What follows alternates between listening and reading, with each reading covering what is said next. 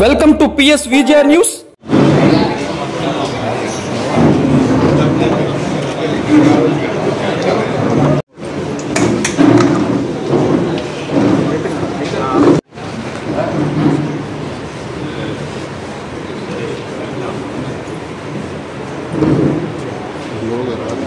YSR Congress party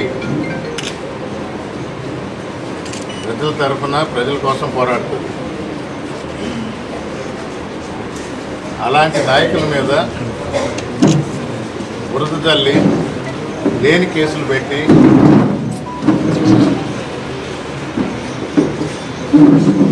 ఇబ్బంది పెట్టి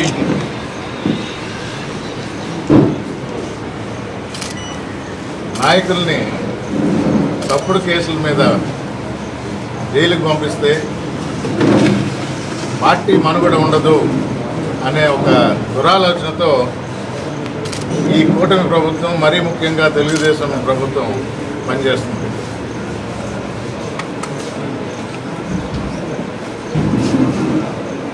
illegal mining అన్నారు. మొదట్లో పెట్టిన పేర్ల మీద అంటే వరుస ప్రకారం ఎవరైతే ముఖ్య నిందితుడో A1 అంటారు, వరుసగా నంబర్లు పెట్టుకుంటూ పోతారు. ఈ మైనింగ్ కేసులో A1కి బెయిల్ వచ్చింది. ఇది అందరూ గమనించాలి. ఆంధ్ర రాష్ట్రంలోనే చాలా మందికి తెలియదు. కేసును పెట్టిన మొదటి నెలలోనే బెయిల్ వచ్చింది. తర్వాత గోవర్ధన్ రెడ్డి గారి పేరు ఇంక్లూడ్ చేయడం జరిగింది. తెలుగుదేశం నాయకులకి అర్థమైంది ఈ కేసు నిలవదు, బెయిల్ అప్లై చేస్తే, ఎందుకంటే పెట్టిన కేసులో సత్తా లేదు, ఇది తప్పుడు కేసు. ఈ కేసులు కూడా ఎట్ట పెడుతున్నారంటే ఎవరో ఒకరిని తీసుకొని రావటం, వాళ్ళ చేత 4 పేర్లు చెప్పించడం, పేర్లు చెప్పారు కాబట్టి మేము అరెస్ట్ చేస్తానంటాం. వాంగ్మూలం తప్పు. తర్వాత దాన్ని ఏ విధంగా సమర్థించుకోవాలో ఆ విధంగా వడ్డన చేయటం అన్నది. ఇది నిలబడదని తెలిసి, మైనింగ్ కేసు నిలబడదని తెలిసి ఎస్టీ కేసు పెట్టడం జరిగింది.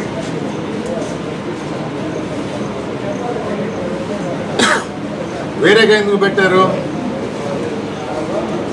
మైనింగ్కి లింక్ ఉండేది, పక్కన ప్రజలకు ఇబ్బంది అయింది అని చెప్పినప్పుడు, లాస్టింగ్ అన్నప్పుడు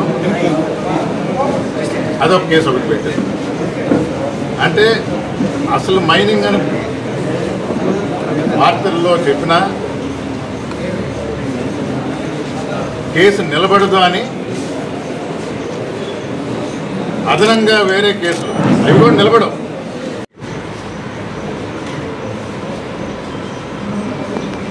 ప్రూఫ్తో సహా ఎవరో మాటలు చెప్పడం కాదు, జియో ట్యాగ్ చేసిన వీడియోలు, ఫోటోలు చూపించి మరి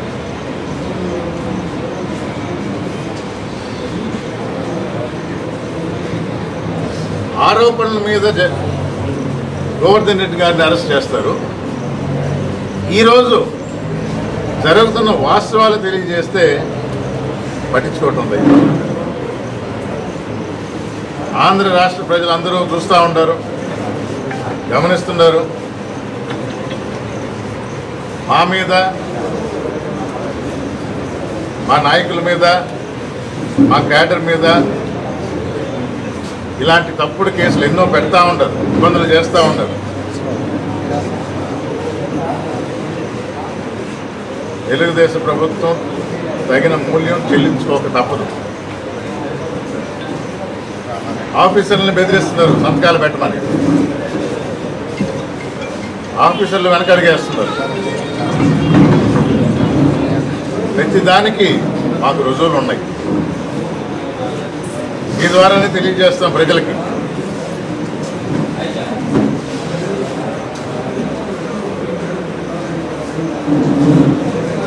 ఎవరి మీద తప్పుడు కేసులు పెట్టినా వైఎస్ఆర్ కాంగ్రెస్ పార్టీ ప్రజల తరఫున పోరాడే ఈ పార్టీ ఇప్పటికి నిలబడే ఉంటుంది. ప్రజలు ఆల్రెడీ నిర్ణయం తీసుకున్నారు. ఎందుకంటే ఇచ్చిన ఒక్క హామీ కూడా ఈ ప్రభుత్వం చంద్రబాబు నాయుడు గారు ఓపెన్గానే చెప్పేశారు. ఇదివరకన్నా ఇచ్చిన హామీ నిలబెట్టుకోరని తెలిసి ఏదో దాటవేత వ్యవహారం రెడ్డి గారి మీద నెల్లూరు జిల్లాలో వైఎస్ఆర్ కాంగ్రెస్ పార్టీ నాయకులు అందరం కూడా ప్రెస్ ద్వారా తెలియజేశాం ఈ విధంగా తప్పుడు కేసులు పెడుతున్నారు అని. నిన్న అదుపులోకి తీసుకున్నామా అన్నారు. ప్రెస్కి ఒక స్టేట్మెంట్ ఇవ్వాలి. ఎక్కడున్నారో తెలియదు. గూడూరు కోర్టులో జడ్జి గారు లీవ్ మీద ఉన్నారని చెప్పి వెంకటగిరి కోర్టు తీసుకురావాలా?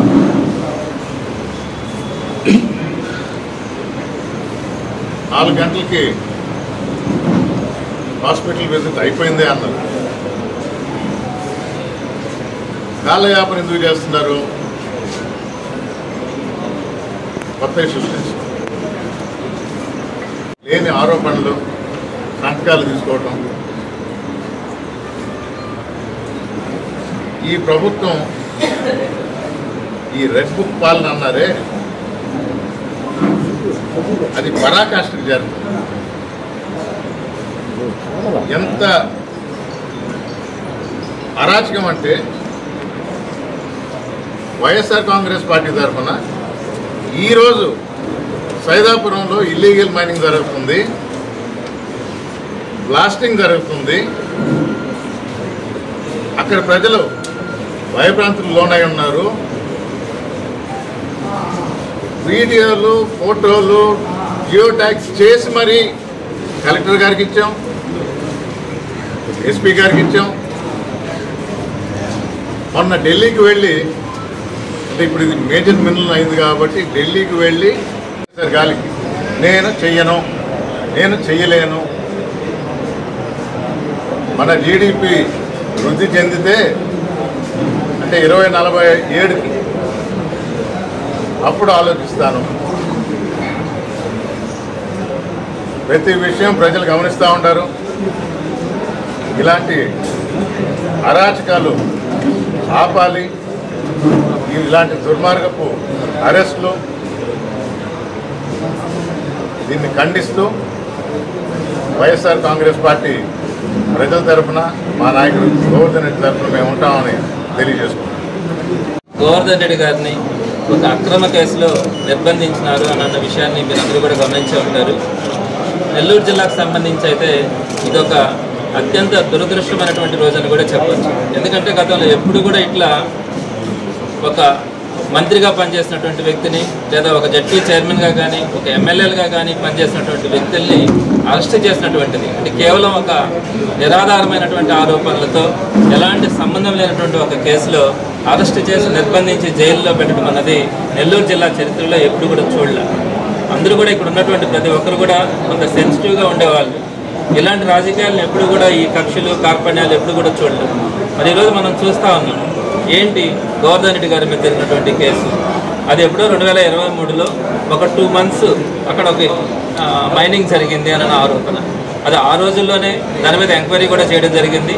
అక్కడ ఉన్నటువంటి ఆఫీసర్ అంతా కూడా పర్ఫెక్ట్గా జరిగిందని కూడా ఆ రోజు ఇవ్వడం జరిగింది, మైనింగ్కి సంబంధించినటువంటి ఆఫీసర్.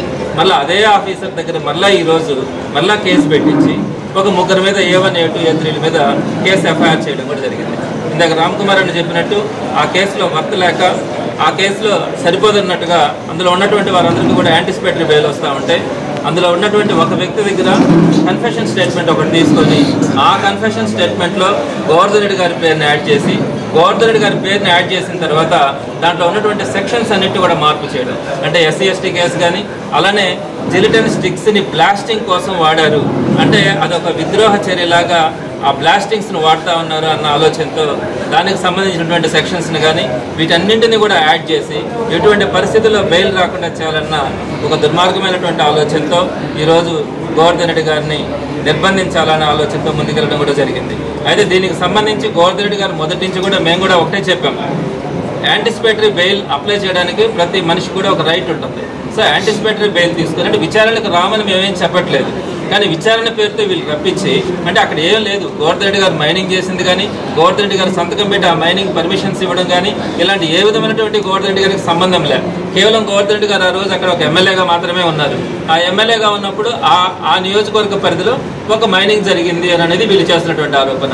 అంత మాత్రాన ఆ ఎమ్మెల్యేని అరెస్ట్ చేయాలంటే అది పాసిబుల్ అయ్యేటువంటి అంశం కాదు. సో ఇట్లాంటి పరిస్థితుల్లో గోవర్ధన్ రెడ్డి గారిని అరెస్ట్ చేయడానికి ఈ కన్ఫెషన్ స్టేట్మెంట్ని బేస్ చేసుకొని చేయడం అంటే మేము అందరూ కూడా నాయకులందరూ కూడా వైఎస్ఆర్సీపీ నాయకులందరూ కూడా చెప్పింది ఏంటంటే యాంటిసిపేటరీ బెయిల్కి అప్లై చేసే ఒక రైట్ ఉంది, దాని ప్రొవిజన్ తీసుకుంటాము, అంతేగాని విచారణకు హాజరు కావని చెప్పలే. ఈ అధికారులందరికీ కూడా విచారణ పేరు మీద పిలిపించి వీరందరూ గోవర్ధన్ రెడ్డి గారిని నిర్బంధించాలా, రిమాండ్కి తీసుకోవాలన్న ఆలోచనతో ఈ పోలీస్ అధికారులు ముందుకెళ్ళడం కూడా జరిగింది.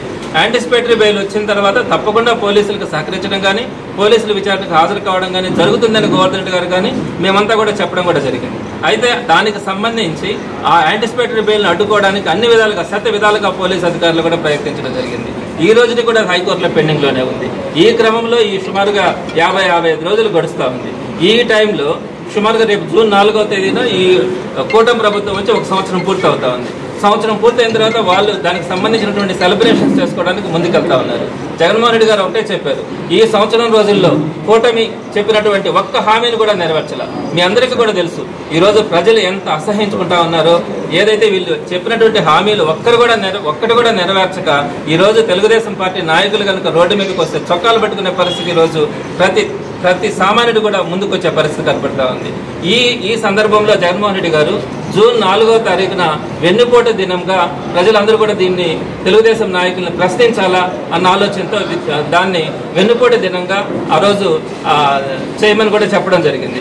ఈ వెన్నుపోటు దినం అందరూ కూడా చేయడానికి ముందుకు వస్తా ఉన్నప్పుడు గోవర్ధన్ రెడ్డి గారు లాంటి కొంతమంది లీడర్లను అరెస్ట్ చేస్తే వైఎస్ఆర్సీపీ వాళ్ళు గమనైపోతారు, పార్టీ కార్యకర్తలు కానీ నాయకులు కానీ మాట్లాడే అవకాశం ఉండదు. ఇలాంటి సందర్భంలో ప్రజలు కూడా భయభ్రాంతులకు గురై ఎవరు కూడా రోడ్డు మీదకి వచ్చే పరిస్థితి ఉండదు అన్న ఆలోచనతో గోవర్ధన్ రెడ్డి గారిని నిన్న అదుపులోకి తీసుకోవడం కూడా జరిగింది. అయితే ఒక మాజీ మంత్రిగా, ఒక మాజీ జిల్లా పరిషత్ చైర్మన్గా ఉన్నటువంటి ఒక వ్యక్తిని 2 సార్లు ఎమ్మెల్యేగా పనిచేసినటువంటి వ్యక్తిని అరెస్ట్ చేసినప్పుడు ఎక్కడ కూడా పోలీసు అధికారులు ఈ విధంగా అరెస్ట్ చేసినాము, ఈ విధంగా మేము తీసుకొని వస్తున్నాము అనే విషయాన్ని ఎక్కడ కూడా చెప్పట్లా, ఒక గోప్యంగానే ఉంచుతా ఉన్నారు. మేము అందరినీ కూడా అధికారులందరినీ కూడా అడుగుతా ఉన్నాం, అసలు ఏం చేస్తా ఉన్నారు, ఎన్ని గంటలకు తీసుకొని వస్తా ఉన్నారు, ఎక్కడికి తీసుకెళ్తున్నారంటే ఇప్పుడు దాకా కూడా సరైనటువంటి సమాధానం ఏ ఒక్కరి నుంచి కూడా రాలా. మీరు ఒకసారి ఆలోచించండి, ఒక కామన్ మ్యాన్ కూడా కొన్ని రైట్స్ ఉంటాయి. మరి అలాంటిది ఒక జిల్లాకు సంబంధించినటువంటి ఒక అధ్యక్షుడు, ఒక ప్రతిపక్ష పార్టీకి సంబంధించిన అధ్యక్షుడిని అరెస్ట్ చేసి మీరు తీసుకొని వస్తే ఈ రోజుకి కూడా ఎక్కడికి తీసుకెళ్తున్నారు, ఎప్పుడు తీసుకొని వస్తారనే విషయాన్ని కూడా చెప్పకుండా మేము ఒక పార్టీలో ఉన్నటువంటి లీడర్స్గా మేము అడిగితే కూడా మాకు కూడా సమాధానం చెప్పట్లా. మరి చూస్తా ఉన్నారు ప్రజలందరూ కూడా ఈరోజు ఏ విధమైనటువంటి ప్రతిపక్ష పార్టీలో కానీ అదేవిధంగా సామాన్య ప్రజల్లో కానీ ఈ రెడ్ బుక్ రాజ్యాంగం పేరుతో ఏ విధంగా ఇబ్బందులు పెడతా ఉన్నారు అనేది చూస్తూ ఉన్నారు. ప్రజలందరూ కూడా ఎప్పుడెప్పుడు తెలుగుదేశం పార్టీకి బుద్ధి చెప్పాలా, అనవసరంగా జగన్మోహన్ రెడ్డి గారిని దూరం చేసుకున్నాం, వైఎస్ఆర్సీపీని మనం దూరం చేసుకున్నాం అనే బాధలో ప్రతి ఒక్కరు కూడా ఉన్నారు. సో తప్పకుండా వారికి తగినటువంటి గుణపాఠం చెప్పే రోజు ఉంటుంది. జూన్ 4వ తారీఖున వెన్నుపోటు దినంని అందరూ కూడా ఖచ్చితంగా అధికార పార్టీకి ఒక గుణపాఠం తెలిపేలాగా వెన్నుపోటు దినాన్ని కూడా జరపడం జరుగుతుంది. అదేవిధంగా గోవర్ధన్ రెడ్డి గారి ఇష్యూలో కూడా మాకు చట్టపరంగా కూడా న్యాయస్థానాల పట్ల అందరికి వైఎస్ఆర్సీపీకి ఒక గౌరవం ఉంది. రాబోయే రోజుల్లో గోవర్ధన్ రెడ్డి గారి మీద వచ్చినటువంటి కేసుల్ని న్యాయస్థానంలో పోరాడడం కూడా జరుగుతుంది. గోవర్ధన్ రెడ్డి గారికి వైఎస్ఆర్సీపీ పార్టీ కార్యకర్తలు కానీ నాయకులు కానీ అందరూ కూడా అండగా ఉండడం, కేసులో ఆయన క్లీన్ చిట్ అయి బయట వచ్చేంత వరకు కూడా ఆయనకి వెన్నట్టు ఉండడం కూడా జరుగుతుందని మీ ద్వారా ప్రజలందరికీ కూడా తెలియజేస్తాను.